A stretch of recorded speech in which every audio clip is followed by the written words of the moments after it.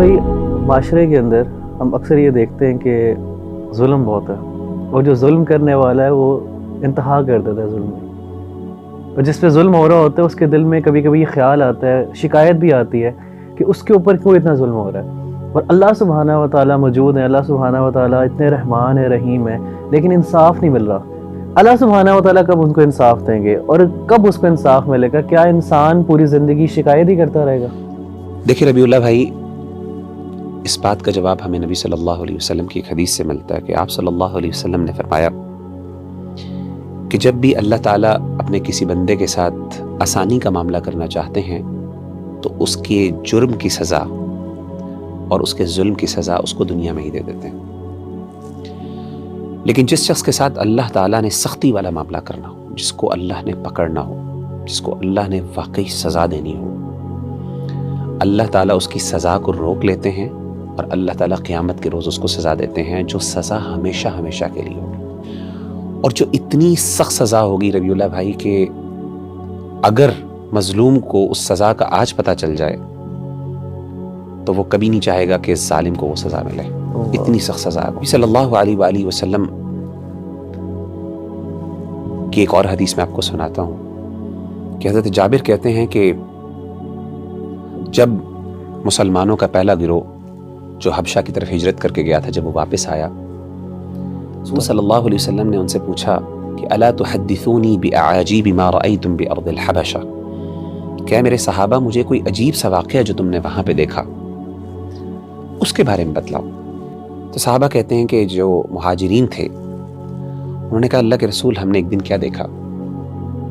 کہ ایک بوڑھی عورت اپنے سر پہ پانی کا مٹکا لیے ہوئے جا رہی تھی کہ ایک نوجوان شرارتی شخص پیچھے سے آیا اور اس نے اس کے کندھے کے اوپر ہاتھ رکھا اور زور سے دھکا دیا، یہاں تک کہ وہ منہ کے بل زمین پہ گر پڑی، اور اس کے سر پہ جو مٹکا تھا پانی کا وہ گر کر ٹوٹ گیا، اور یہ وہ عورت تھی جو عیسائی تھی۔ تو جب وہ اٹھی، اس نے اس نوجوان کو دیکھا ہنستے ہوئے مسکراتے ہوئے، تو اس نے کہا کہ سوف تعلم یا غدر، اے ظالم، ان قریب تجھے اس کا پتہ چلے گا۔ اذا وضع اللہ الکرسی، جب قیامت کے روز اللہ تعالیٰ انصاف کی کرسی کو قائم کرے گا، سوف تعلم کیف امری وامرک عندہ، تجھے پتہ چل جائے گا تیرا اور میرا معاملہ اللہ کے سامنے کیا ہے، یعنی اس دن میرا رب تجھے اس کی سزا دے گا۔ اور آپ صلی اللہ علیہ وسلم نے جب یہ سنا، حالانکہ وہ عیسائی عورت تھی، آپ نے فرمایا صدقت صدقت صدقت، اے میرے صحابہ، اس نے سچ کہا، اس نے سچ کہا، اس نے سچ کہا۔ اور کبھی بھی اللہ تعالیٰ قیامت کا دن ختم نہیں کریں گے حساب و کتاب کا جب تک ظالم سے مظلوم کو انصاف نہ مل جائے۔ تو میں اپنے بھائیوں اور بہنوں کو یہ کہتا ہوں، عام طور پہ، خاص طور پہ جن پہ بہت زیادہ ظلم ہو رہا ہے، کہ یہ مت سمجھیے گا کہ اللہ تعالیٰ آپ کی تکلیفوں سے غافل ہے، اس کو یہ نہیں پتا، یہ کبھی نہ سمجھیے گا۔ اللہ کا فرماتے ہیں وَلَا تَحْسَبَنَّ اللَّهَ غَافِلًا عَمَّا يَعْمَلُ الظَّالِمُونَ، کبھی تم یہ گمان نہ کرنا کہ اللہ غافل ہے جو ظالم تمہارے ساتھ ظلم کر رہے ہیں۔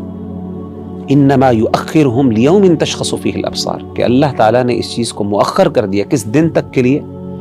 جب آنکھیں پھٹی کی پھٹی رہ جائیں گے۔ سبحان اللہ، ظالموں کو اس دن پتہ چلے گا۔ تو میں تو یہ نصیحت کرتا ہوں کہ اگر آپ کو دنیا میں انصاف نہیں مل رہا، عدالتوں کے دروازے آپ کے لیے بند ہو گئے، انصاف دینے والے اپنا منہ پھیر چکے ہیں، تو اپنا کیس اللہ تعالیٰ کی عدالت میں دائر کروا دیجیے۔ وہاں پہ انصاف کرنے والا اللہ ہے، اور وہاں کے گواہ جو ہیں وہ فرشتے ہیں۔ وہ جو انصاف ہوگا، پھر انسان کا دل خوش ہو جائے گا، اور مظلوم راضی ہو جائے گا، اور ظالم ختم ہو جائے گا۔